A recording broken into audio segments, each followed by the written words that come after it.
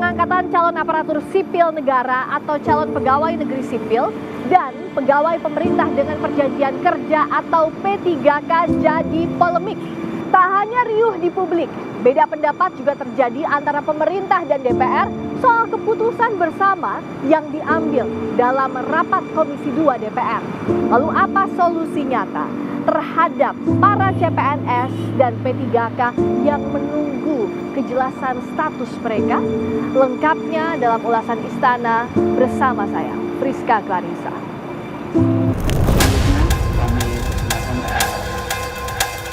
Dalam rapat bersama Komisi 2 DPR RI dan Kementerian Pan-RB disepakati pengangkatan CPNS digelar Oktober 2025, sementara P3K diangkat pada Maret 2026.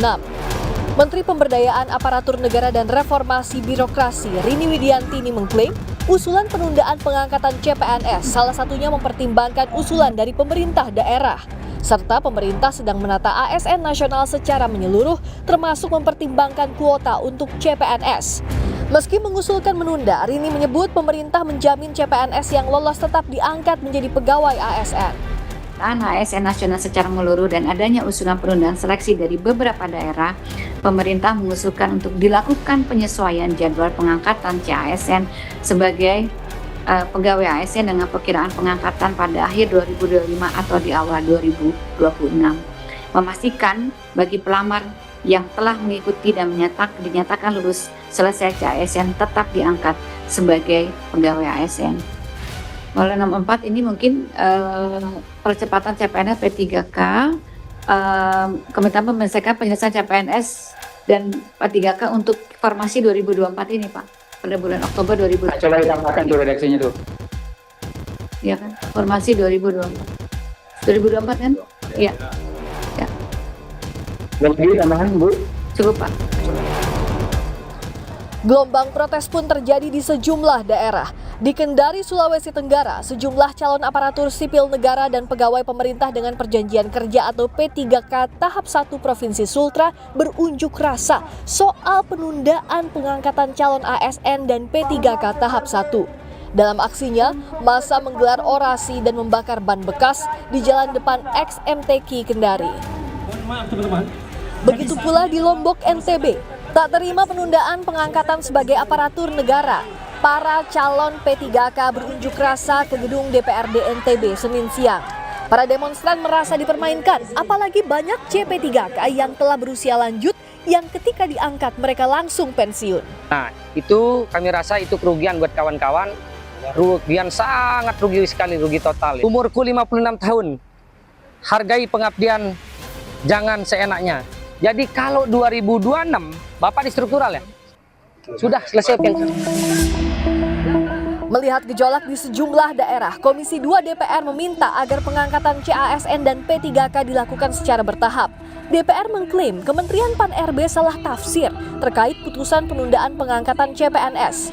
Menurut Komisi 2 yang disepakati dalam rapat adalah paling lambat pada Oktober 2025 untuk pengangkatan CPNS dan Maret 2026 untuk CP3K, bukan serentak. Ya berangsur saja bagi instansi atau bagi daerah yang memang sudah tuntas pemberkasannya dan sudah ada keluar perteknya dari BKN, ya diangkat aja dulu. Gitu. Dasar hukumnya apa untuk mengangkat? Kan kalau untuk pengangkatan CPNS ini kan butuh dasar hukum yang jelas begitu. Kalau bisa ya, berangsur.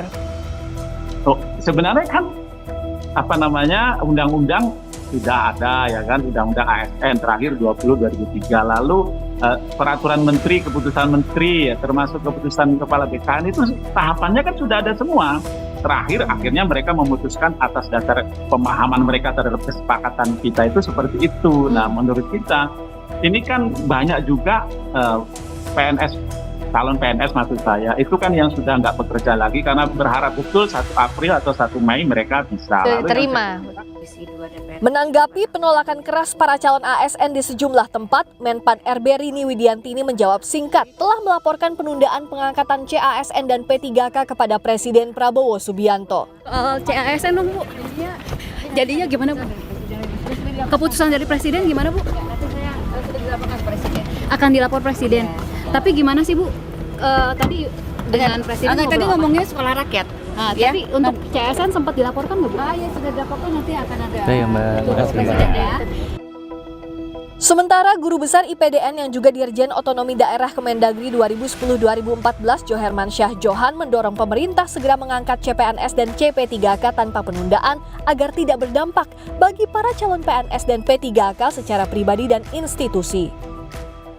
Tadi kan kita sudah sama-sama dengar Komisi 2 lewat Pak Zul mengemukakan bahwa batas akhir itu untuk pengangkatan Oktober bagi CPNS dan batas akhir pula pengangkatan untuk CP3K. Ya, harusnya ini yang dipegang sebagai pedoman dan patokan oleh Menpan RB. Kalau enggak, ini Menpan RB ini cara kerjanya amatiran nih Pak Zul. Jadi bukan cara kerja profesional. Nah, kasihan itu dampaknya personal dan dampak institusional. Personal adalah mereka yang tadinya sudah berharap masuk di bulan April, di bulan Maret, di bulan Mei dan seterusnya ya, secara bergelombang dan bertahap. Menurut Kementerian Pan-RB, data per 15 Januari 2025 ada 248.000 lebih CPNS untuk formasi 2024, yakni 114.000 lebih CPNS di pemerintah pusat dan 134.000 lebih di pemerintah daerah. Sementara P3K mencapai 1 juta lebih orang dengan rincian 300.000 lebih di pemerintah pusat dan 716.000 di pemerintah daerah. Jika pemerintah tetap menunda pengangkatan CPNS dan P3K, maka total 1,2 juta orang CPNS dan CP3K akan berstatus pengangguran hingga Oktober 2025 dan Maret 2026.